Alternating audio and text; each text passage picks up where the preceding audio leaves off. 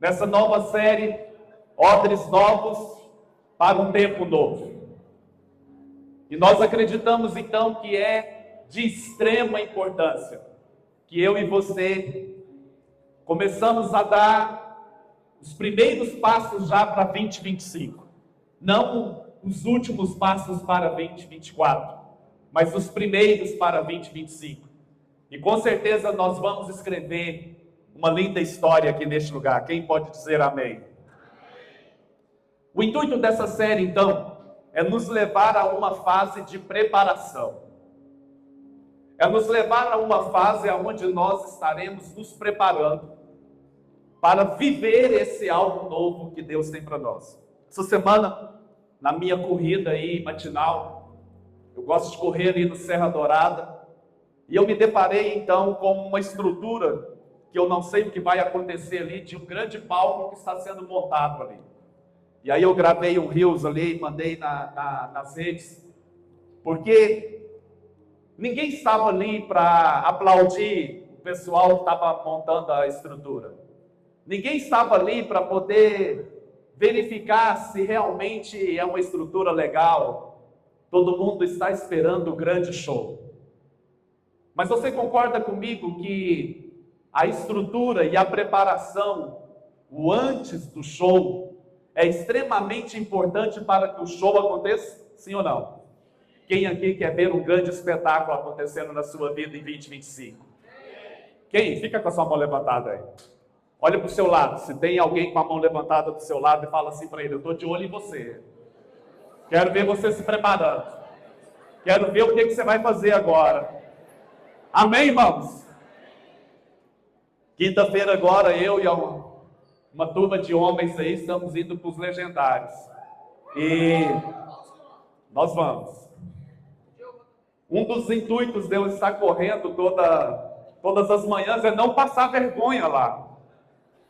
Não tem ninguém para poder ficar me socorrendo ali se eu, por acaso, der branqueira ali. É preparação. E muito daquilo que nós estamos vivendo nesses dias, eu quero fazer hoje uma relação entre dois pontos distintos da Bíblia, uma do Velho Testamento e uma no Novo, falando sobre essa necessidade de estarmos preparados, de sermos preparados e de fazer aquilo que Deus quer fazer conosco. Eu queria te convidar a ler comigo, não sei se vai projetar aqui, vai, Azael? Neemias, capítulo 1, eu vou ler do verso 1 ao verso 11, para você entender um pouco o contexto daquilo que iremos falar. Neemias, capítulo 1, do verso 1 ao verso 11. Palavras de Neemias, filho de Acalias, no mês de Quisleu, no 20º ano, quando eu estava na cidade de Suzã. Veio Anani, um dos meus irmãos, com alguns homens de Judá. Então lhes perguntei a respeito dos judeus que escaparam e que sobreviveram ao exílio e a respeito de Jerusalém. E eles me responderam: os restantes, os que sobreviveram ao exílio e se encontraram lá na província, estão em grande miséria e humilhação. As muralhas de Jerusalém continuam em ruínas e os seus portões foram destruídos pelo fogo. Quando ouvi essas palavras, eu me sentei, chorei e lamentei por alguns dias. Fiquei jejuando e orando diante de Deus dos céus. E eu disse: ah, Senhor, Deus dos céus, Deus grande e temível, que guardas a aliança e a misericórdia para com aqueles que te amam e guardam os teus mandamentos. Estejam atentos os teus ouvidos e os teus olhos abertos para que atendas à oração do teu servo que hoje faço diante de ti dia e noite pelos filhos de Israel, teus servos. Faço confissão dos pecados dos filhos de Israel, os quais temos cometido contra ti, eu e a casa de meu pai pecamos. Temos procedido de forma totalmente corrupta contra ti, e não guardamos os mandamentos, nem os estatutos, nem os juízos que ordenastes a Moisés, teu servo.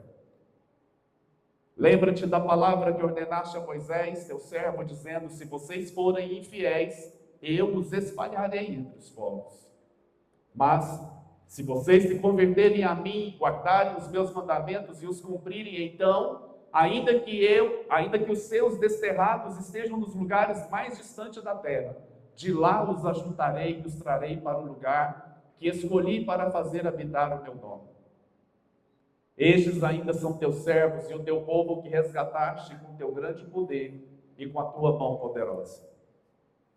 Ah, Senhor, estejam atentos os teus ouvidos à oração do teu servo e à oração dos teus servos que se agradam de temer o teu nome.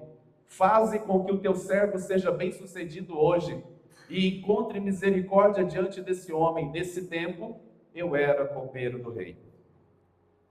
Com certeza, a maioria de nós, se estivéssemos passando por uma situação parecida como a que Neemias estava passando aqui, Neemias estava no palácio, ele era copeiro do rei, e ele recebe um relatório não muito bom.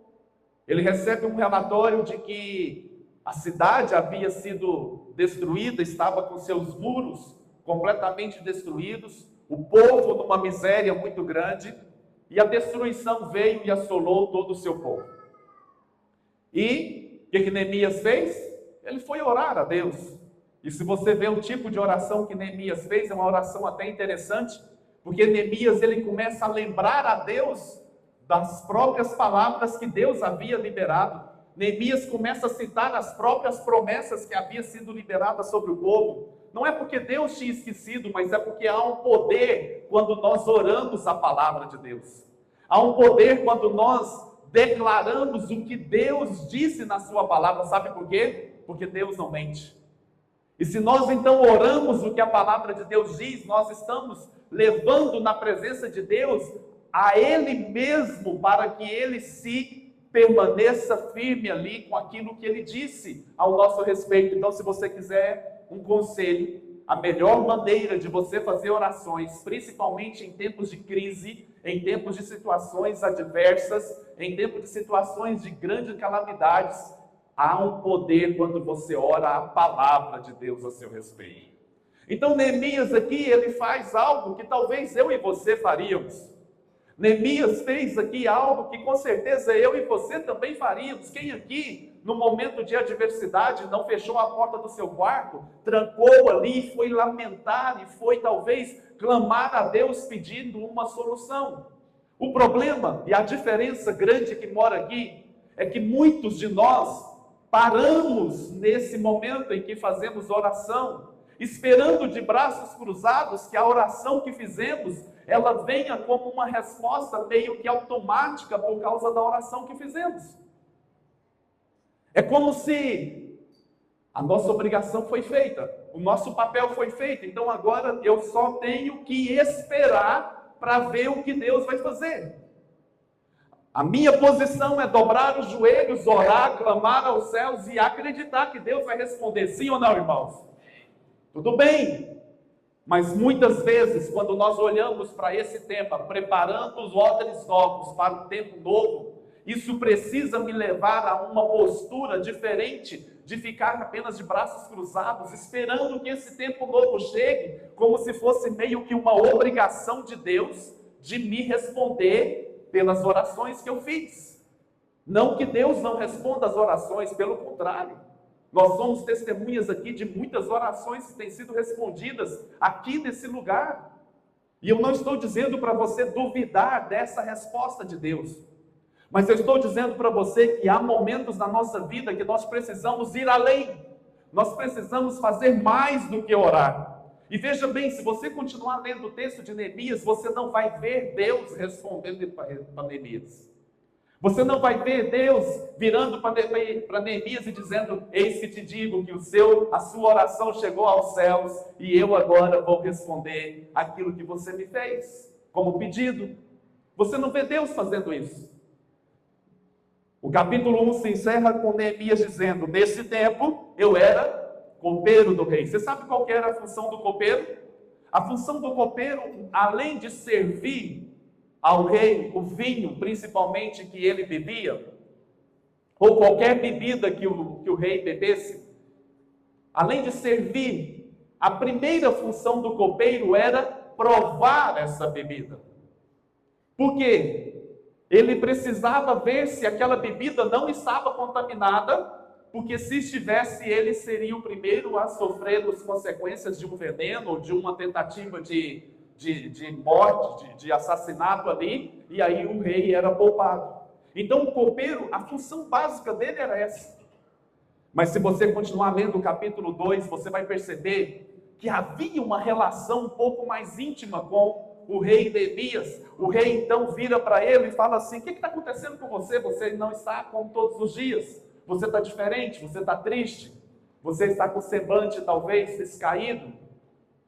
E talvez nós possamos achar aqui a resposta de Neemias uma resposta comum, mas o que nós precisamos entender é que Neemias aqui, ele assume uma posição de mudança, ele assume uma posição de transformação, mesmo não tendo recebido uma ordem de Deus. Os irmãos entendem o que eu estou dizendo? Neemias, no capítulo 2, começa a falar: no mês de Nisan, no ano 20º do rei Artaxerxes, uma vez posto o vinho diante dele, eu o tomei para oferecer e lhe dei. Ora, eu nunca antes estivera triste diante dele. Olha só. Ele era uma pessoa alta astral. Ele era uma pessoa para cima. É bom ou não é ficar perto de pessoas assim, irmãos? Sim ou não? Mas naquele dia ele não estava assim. Naquele dia ele estava sorumbático, moribundo, descaído. Ele estava para baixo, ele estava precisando de uma palavra de consolo, talvez, ele estava precisando de uma palavra de encorajamento. E o rei percebe aquilo.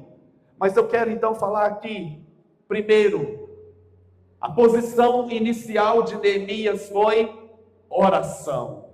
Diga oração.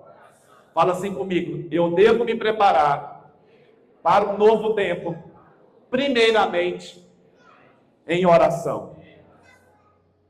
Mas eu quero aqui falar de 4 características que nós vemos aqui em Neemias, que precisam ser características nossas nesse novo tempo. Deus precisou de um homem corajoso. Deus precisou de uma pessoa disposta e de uma pessoa inconformada com a situação para mudar a história de um povo.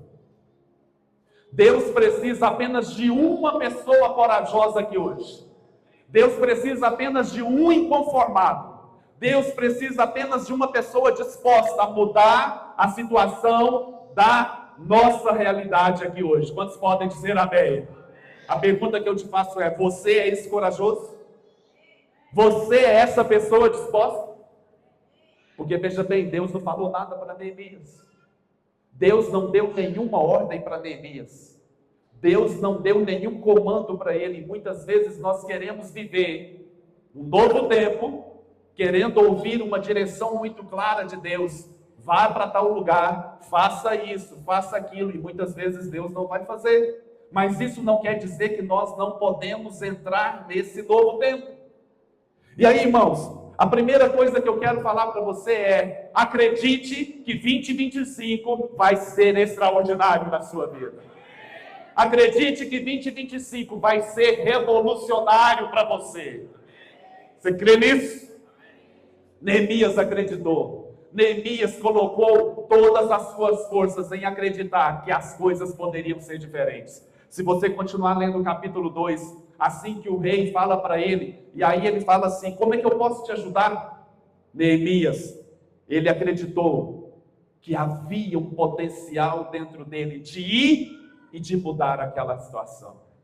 Neemias acreditou que mesmo ele sendo copeiro, ele poderia reedificar uma cidade. Olha só, irmãos, Neemias acreditou que mesmo sendo um copeiro do rei, ele poderia ser usado por Deus para reedificar uma cidade. Deus está de olho em você, porque Ele sabe que existe um potencial dentro de você. Deus está de olho em você, porque Ele sabe que tem coisas dentro de você que serão úteis nas mãos de Deus para o tempo novo que está chegando. Você crê nisso? Crê mesmo? Quantos aqui acreditam que eu posso ser um profeta na sua vida? Então olha só, a palavra de Deus para você nessa manhã é Jeremias capítulo 1, verso 5.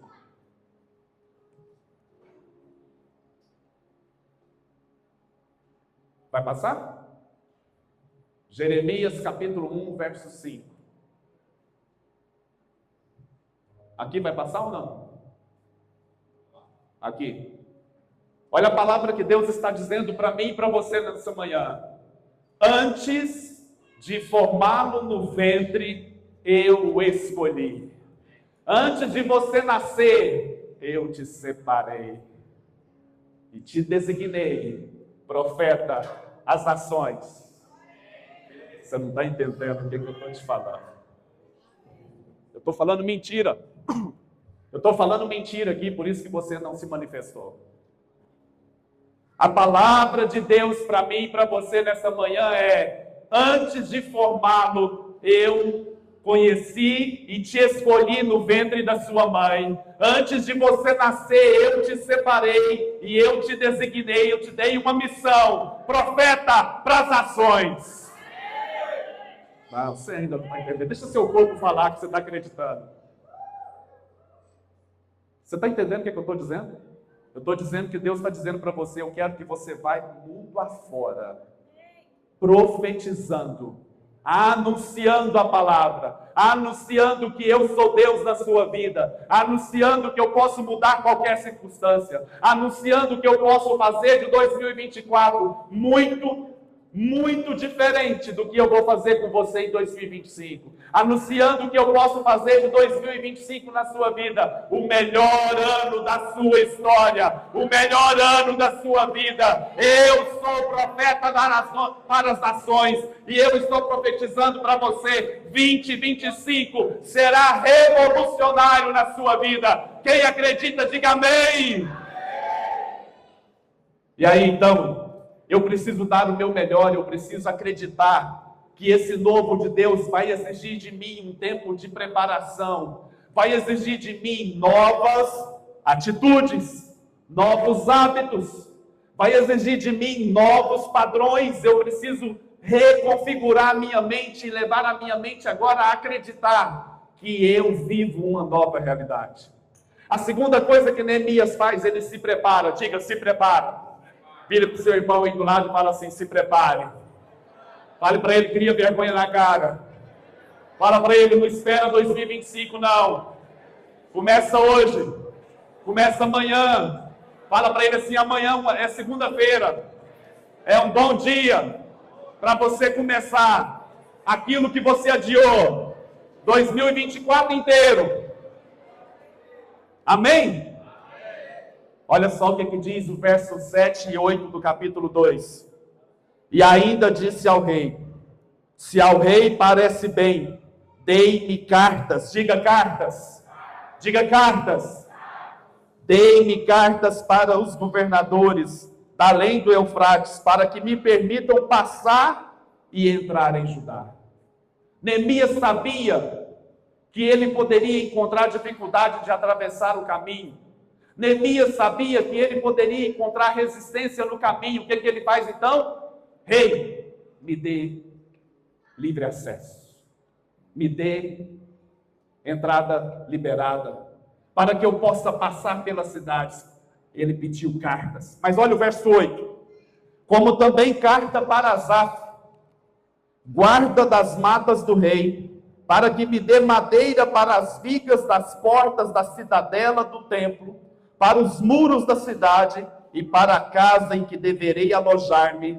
E o rei as deu, porque a boa mão do meu Deus era comigo. Você já tem a boa mão do seu Deus com você. Então é hora de se preparar. É hora de saber o que você precisa ter nas mãos para 2025. É hora de você saber o que você precisa, quais são os recursos que você tem hoje para poder chegar a 2025, alcançando o novo tempo de Deus para você. Dá-me cartas, dá-me madeira, dá-me os recursos que eu vou precisar. Irmãos, entenda uma coisa: preparação é um processo, não é um evento. Preparação é um processo, não é um evento. Preparação leva tempo. Você pode dizer amém? Preparação leva tempo. Quem aqui já construiu casa? Sabe qual é a fase mais difícil para mim de uma casa? Todo mundo acha que é o acabamento, porque ele acaba com a gente, acaba com o dinheiro da gente, acaba com tudo da gente, que é tudo mais caro. Mas o mais difícil de uma casa para mim é o fundamento. Demora e você não vê nada. Você vai na obra, parece que o pedreiro ficou lá de papo pro ar, sem fazer nada o dia inteiro, porque você não vê nada acontecendo.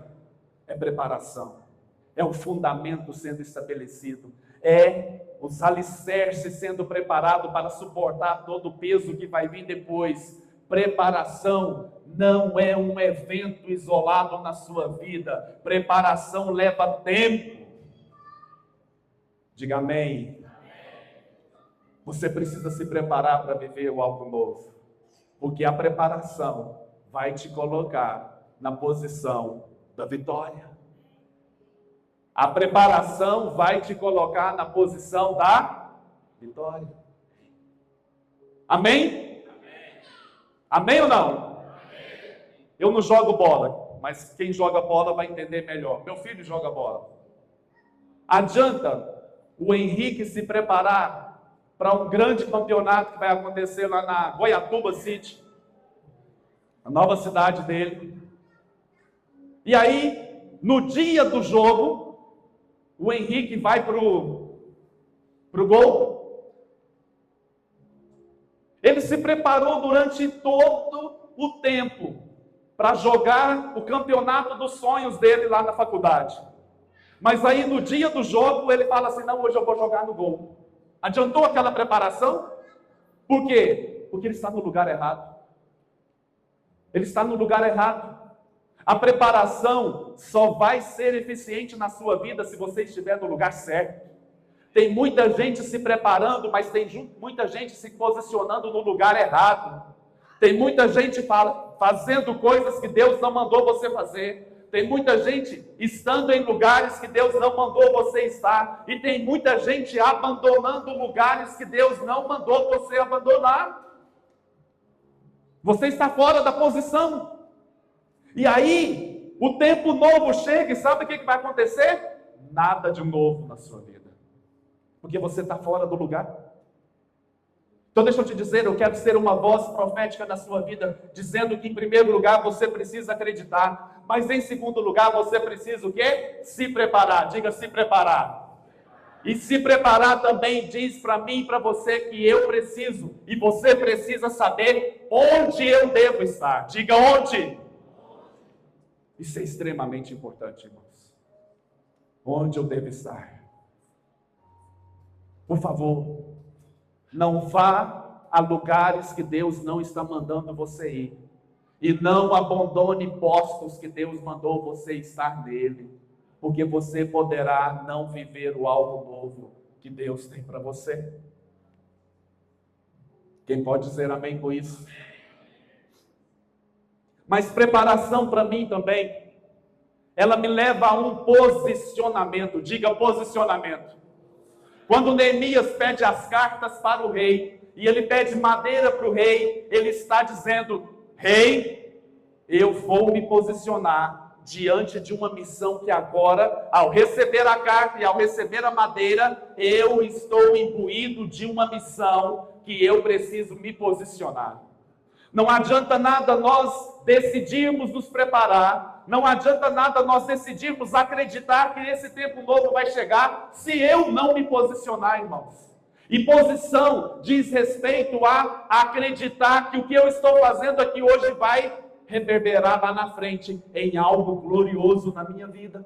É como os fundamentos da casa, é como a montagem do palco que eu falei para você. Eu vou ali trabalhar, e às vezes eu vou pensar, mas não tem ninguém vendo, não tem ninguém percebendo o que eu estou fazendo, não tem ninguém valorizando o que eu estou fazendo, o que eu estou me doando aqui. Mas acredite, chegará o tempo de algo novo acontecer na sua vida e toda aquela preparação vai ter valido a pena. Todo aquele preparo vai ter valido a pena. Preparação para mim também diz respeito a ter sementes lançadas na terra, para que quando a chuva chegar, não apenas um fruto seja me dado, mas muitos frutos sejam colhidos, porque eu lancei sementes na terra. Então 2024 também é um tempo agora de nós plantarmos as sementes já para 2025. E eu quero desafiar você a encerrar esse ano fazendo a maior semeadura da sua vida. Eu vou tentar dar, aqui no dia 31, a melhor e a maior oferta de toda a minha vida, que eu já dei em toda a minha vida cristã. Sabe por quê? Porque eu quero viver algo extraordinário na minha vida em 2025. Vocês serão testemunhas do que Deus vai fazer na minha vida e na vida da minha família em 2025. Vocês vão falar assim: o que está acontecendo na vida do pastor? O que está acontecendo na casa dele? Vocês serão testemunhas da glória de Deus que vai ser derramada sobre as nossas vidas. Quem viver verá. Nós precisamos então agir com intencionalidade. Diga intencionalidade. Diga intencionalidade. Eu preciso agir então debaixo de uma intenção. Se eu quero um 2025 extraordinário, os meus passos agora, nesse mês de dezembro de 2024, precisam ser intencionais, precisam ser com visão lá no futuro, precisam ser passos, precisam ser atitudes, ações que eu vou realizar, pensando no que Deus vai fazer a partir do que eu estou fazendo aqui hoje. E isso, irmãos, não é sobreviver. Isso é viver sobre um propósito. Vire para a pessoa que está do seu lado e diga para ela: não sobreviva. Fale para ela: viva o seu propósito. Terceira coisa, qual foi a primeira? Diga: acreditar. Segundo, preparação. Terceiro, diga: iniciativa. Dá uma sacudida na pessoa que está do seu lado e fala assim: tem iniciativa. Larga de ser frouxo. Tem iniciativa. Deixa eu te perguntar uma coisa. Olhe para mim aqui, por favor. Você acha que Deus gostou ou não da atitude de Neemias? Gostou ou não, irmãos? Diga assim: ele amou. Sabem quantos dias que Neemias, que era copeiro, ele não era engenheiro, ele não era pedreiro, ele não era marceneiro, ele não era nadaeiro. Sabem quantos dias ele reedifica os muros de Jerusalém?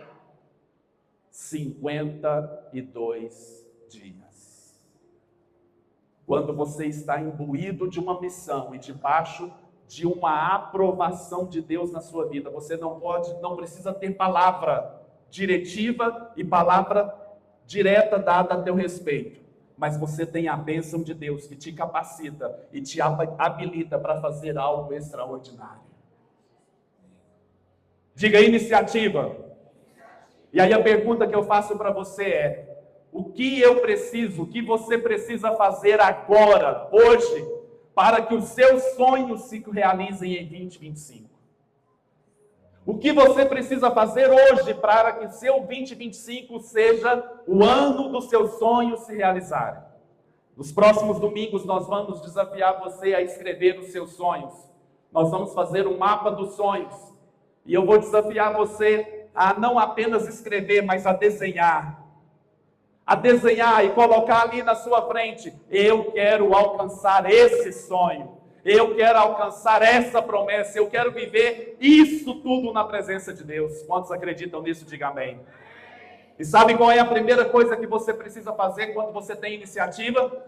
Você precisa calar a voz do inimigo dentro de você. Eu vou ler na Bíblia a mensagem porque ela é muito interessante aqui. Capítulo 2 de Neemias. Capítulo 2, verso 17 ao 20. Nós não temos essa versão para projetar, então apenas me escute. Então, apresentei a eles um relatório, dizendo: vamos ser francos, a situação está muito ruim. Jerusalém está em ruínas, os portões estão todos queimados.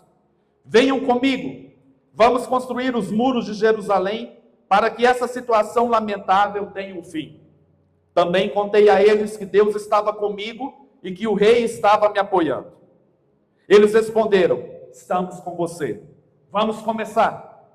Logo estavam prontos para começar a obra. Quando Sambalate, o horonita, Tobias, o oficial amonita, e Gesem, o árabe, souberam disso, começaram a caçoar de nós. Deixa eu te dizer algo. Quando você colocar os seus sonhos na presença de Deus, vão ter vozes tentando calar você e dizendo para você: o quê? Você está doido? Você está doido? E vão tentar caçoar de você. Olha só. O que vocês estão fazendo? Pensam que podem passar por cima das ordens do rei?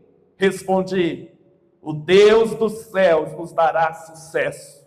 Somos servos dele e vamos construir os muros. Vocês podem ficar fora disso. Não deem palpite. Jerusalém não é da conta de vocês. Quando o inimigo tentar te calar, a primeira voz que você precisa calar é a voz dele dentro de você. Você vai apontar o dedo para ele e vai dizer: cale a sua boca, a minha vida não é da sua conta, o que eu vou vencer em 2025 não é da sua conta, o que vai acontecer comigo em 2025 não é da sua conta, cai fora, porque eu vou viver algo extraordinário. Você não acredita em nada do que eu estou falando, pelo amor de Deus. Vou pregar lá para o Kids, que eu acho que eu vou ter mais sucesso hoje. Você vai viver algo extraordinário. Eu acredito nisso.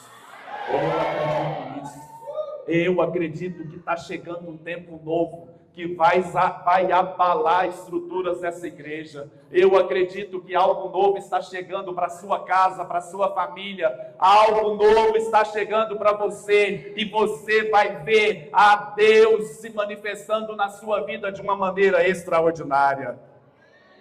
Quarta coisa. Seja comprometido. Diga, seja comprometido. Olha só o capítulo 4 de Neemias, do verso 19 ao 23. Por que é quando eu prego que vocês colocam menos tempo para mim, quando é o Marcos, vocês colocam mais tempo para o Marcos? Hã? É você, né, Azael? Tá. Vou deixar. Neemias capítulo 4, do verso 19 ao verso 23. Disse eu aos nobres, aos magistrados e ao resto do povo: grande e extensa é a obra, e nós estamos no muro muito separados, longe uns dos outros. No lugar em que ouvirdes o som da trombeta, para ali acorrei a ter conosco. O nosso Deus pelejará por nós. Assim, trabalhávamos na obra e metade empunhava as lanças desde o raiar do dia até o sair das estrelas. Também nesse mesmo tempo disse eu ao povo: cada um com seu moço fique em Jerusalém, para que de noite nos sirvam de guarda e de dia trabalhem. Nem eu, nem meus irmãos, nem meus moços, nem os homens de guarda que me seguiam, largávamos as nossas vestes. Cada um se deitava com as armas à sua direita. Neemias estava 100% comprometido com a missão que ele propusera no seu coração. Deixa eu te dizer algo. Mantenha a sua posição firme. Mantenha o seu foco nos sonhos que você quer alcançar em 2025. Mantenha a sua vida focada naquilo que você acredita que poderá acontecer com você. Mantenha você turbinado com a certeza de que Deus vai surpreender você. E diga: eu estou dentro. Diga mais forte, diga: eu estou dentro. Fala para a pessoa que está do seu lado, fala para ela: eu estou dentro. Fale mais forte, diga: eu estou dentro. Sabe, irmãos, nós não podemos ficar vendo os outros pagando o preço. Nós não podemos ver os outros acreditando num tempo novo e esperando de braços cruzados. Nós precisamos estar 100% comprometidos com algo extraordinário que Deus vai fazer nesse lugar. Nós precisamos estar comprometidos com essa coisa maravilhosa que Deus vai trazer aqui. Eu vou fazer parte desse novo tempo. Quem acredita, diga amém. Você crê mesmo? Crê mesmo? Mas agora eu quero te dizer uma segunda parte dessa palavra, que talvez eu vou terminar ela só no final do ano. Aí você não pode faltar o culto da virada. E se eu te falar que Deus age do jeito que Ele quiser, e às vezes Ele pode fazer de um jeito que nós não estamos esperando? Amém? Ou misericórdia? Vamos ver um texto que Deus ministrou muito ao nosso coração. Quem aqui participou da oração da madrugada? Levante a mão. Foi bom ou não? Fica sua mão levantada. Tem alguém que não levantou a mão e perto de você? Fala para ele assim, cria vergonha na cara. Pelo menos uma semana na vida vai participar da oração. Amém? Amém nada, né? João, capítulo 9. Essa semana Deus ministrou ao nosso coração. Foi um dia que eu acordei. E aí eu virei para a Ida, hoje eu não tenho nada. E eu acordo 4h30, né? E aí eu fui para a sala e eu comecei a folhear a Bíblia e não vinha nada, aí veio esse texto. E esse dia foi um dia incrível, para mim foi, eu não sei se para quem participou foi. João capítulo 9, do verso 1 ao verso 12, diz assim: caminhando, Jesus viu um homem cego de nascença. Diga, caminhando Jesus, viu um homem. Quem foi que viu o homem? Jesus. Guarde isso. Não, onde você está, Azael? É 1. João 9, 1. Isso, verso 2. Os seus discípulos lhe perguntaram, mestre, quem pecou, este homem ou seus pais, para que ele nascesse cego? Verso 3, até o verso 11, Azael. Jesus respondeu, ele não está assim pelos pecados dele, nem dos pecados dos seus pais, mas para que se manifestasse nele a obra de Deus. Verso 4, é necessário realizar as obras daquele que me enviou enquanto é dia, a noite se aproxima, quando ninguém pode trabalhar. Enquanto estou no mundo, sou a luz do mundo. Verso 6, depois de dizer isso, cuspiu no chão, misturou terra com saliva e colocou-a nos olhos do cego. Então disse-lhe, vá lavar-se no tanque de Siloé, que significa enviado. O homem foi, lavou-se e voltou vendo. Seus vizinhos e os que anteriormente o tinham visto mendigando perguntaram, não é este o mesmo homem que costumava ficar sentado mendigando? Alguns afirmaram que era ele, outros diziam, não, apenas se parece com ele. Contudo, ele próprio insistia, sou eu mesmo. Então, como foram abertos os seus olhos? Perguntaram. Verso 11, ele respondeu, o homem chamado Jesus misturou terra com saliva, colocou-a nos meus olhos e me disse que fosse lavar-me em Siloé. Fui, lavei-me e agora vejo. Ai, irmãos, isso é fantástico. Você vai ver somente mais 2 vezes Jesus usando a saliva em cura. Uma foi com um surdo, que ele toca o surdo com a saliva e ele fala efatá, que é a manifestação da glória de Deus ali sobre aquele surdo e ele passa a ouvir. E a outra é um outro cego, que ele é curado em 2 etapas. Ele passa a saliva nos olhos do cego, o cego começa a ver árvores, os homens como árvores, e depois Jesus ora de novo com ele, então ele passa a ver nitidamente. Mas a única passagem que Jesus usa a saliva e mistura ela no barro é aqui. E você não vai encontrar resposta bíblica para te responder por que é que Jesus fez isso. Existem muitas conjecturas aqui do porquê Jesus faz aquilo. Com certeza o cego pode não ter ficado nem sabendo que Jesus estava fazendo aquilo. Então, para mim, jogar a saliva no chão e misturar com o barro era muito mais para as pessoas que estavam com ele do que para o próprio cego. Mas deixa eu te perguntar uma coisa. E se eu fizesse isso daqui hoje com vocês, se você estivesse com uma enfermidade? Não vou falar de cego não, mas com uma enfermidade.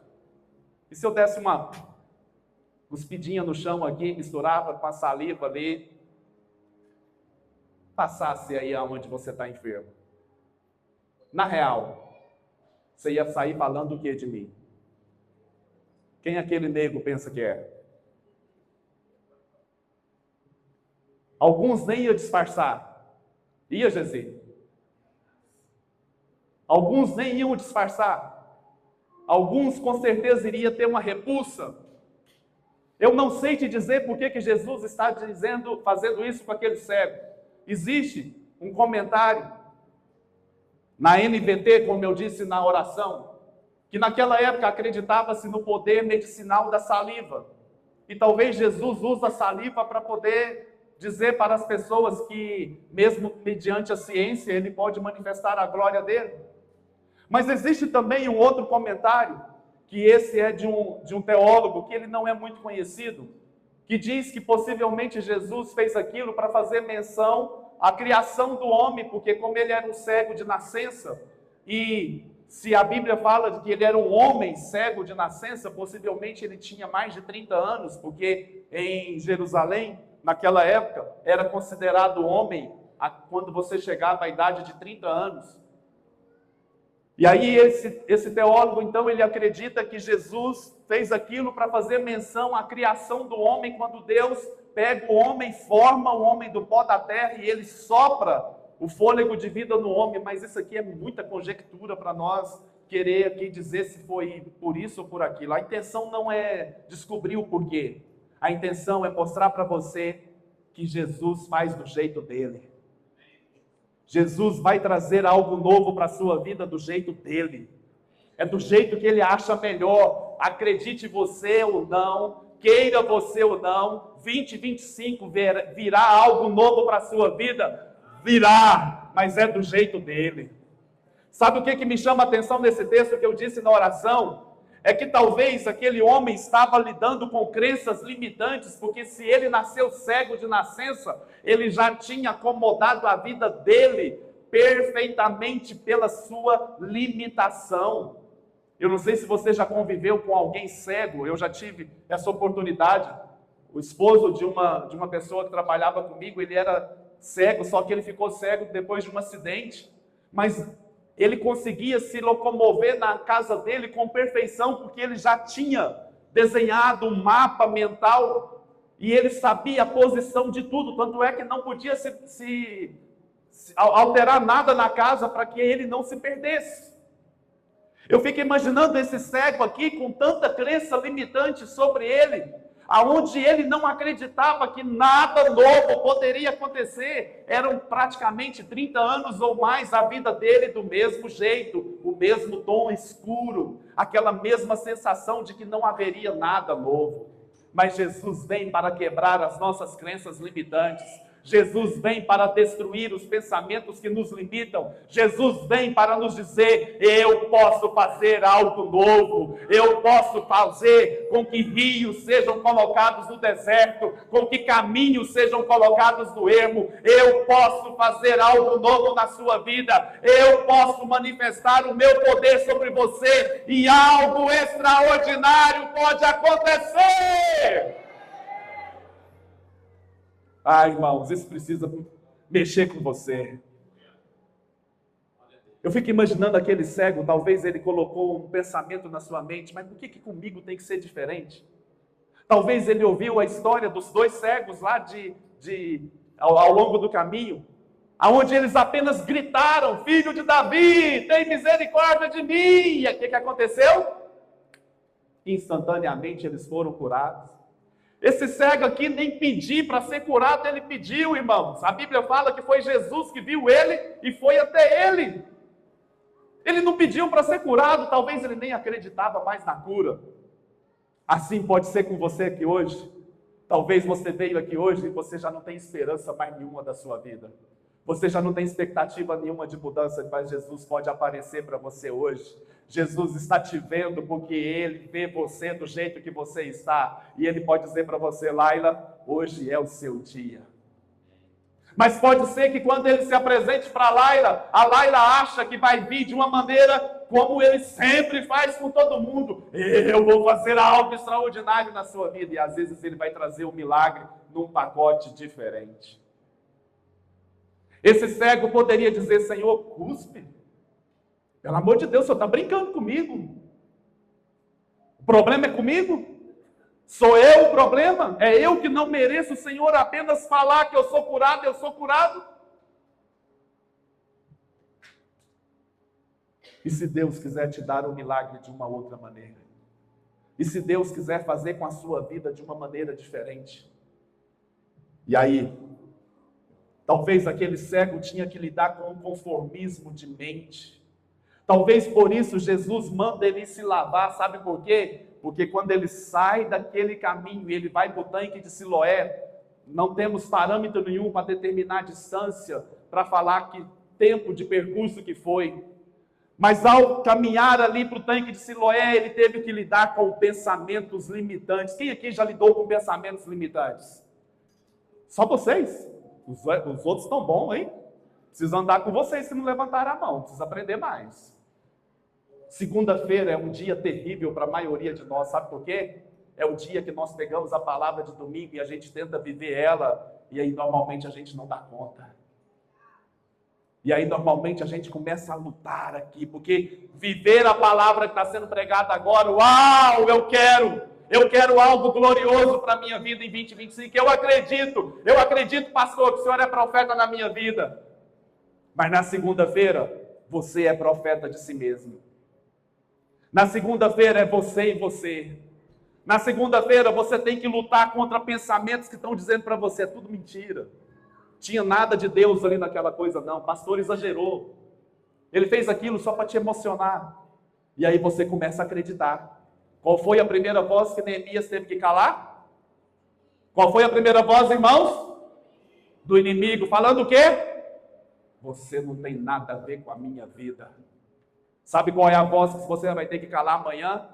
Sai da minha vida, mentiroso, pai da mentira, porque eu prefiro acreditar na palavra de Deus do que acreditar nas mentiras que você está tentando implantar na minha vida. Eu não vou mais viver debaixo de uma crença limitante. Eu não vou mais limitar a glória de Deus na minha vida. Eu vou viver o extraordinário.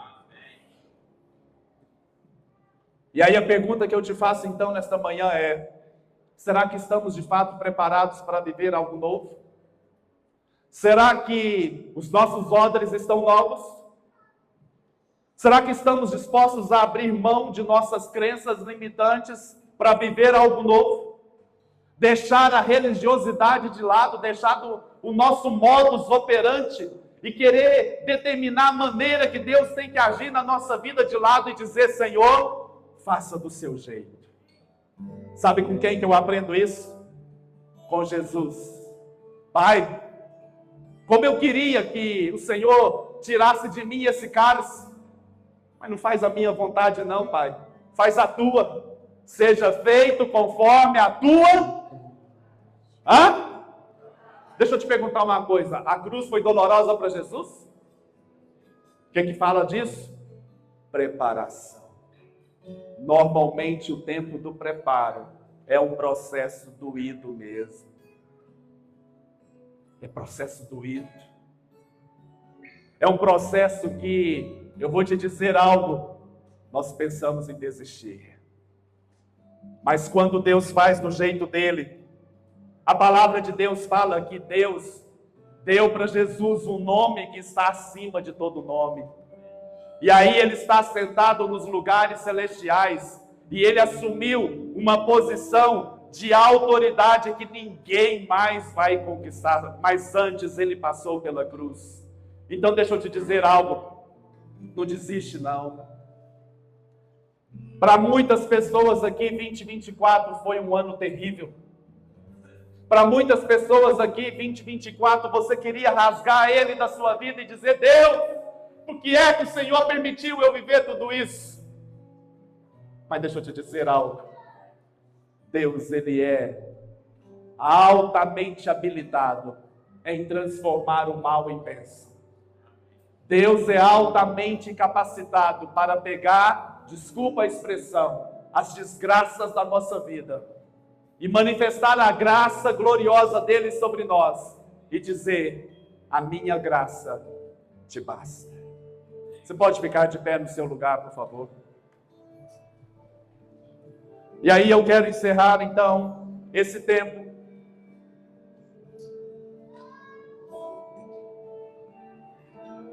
feche os seus olhos, por favor.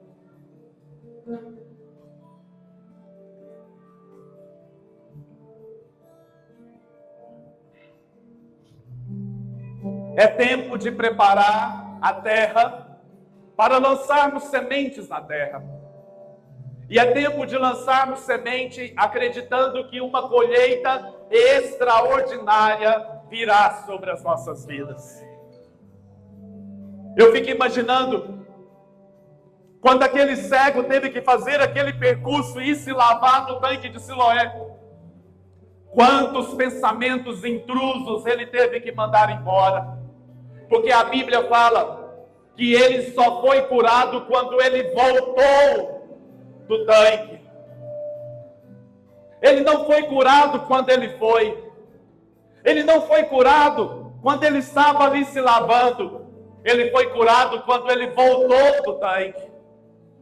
Sabe, irmãos, eu estou aqui para ser uma voz profética na sua vida e dizer: não desista, não desanime, não deixe de acreditar no poder de Deus na sua vida, porque Deus irá trazer algo novo para você, sim. Deus irá mudar a sua história. É tempo de nós permitirmos que Deus abra os nossos olhos completamente para vivermos o extraordinário.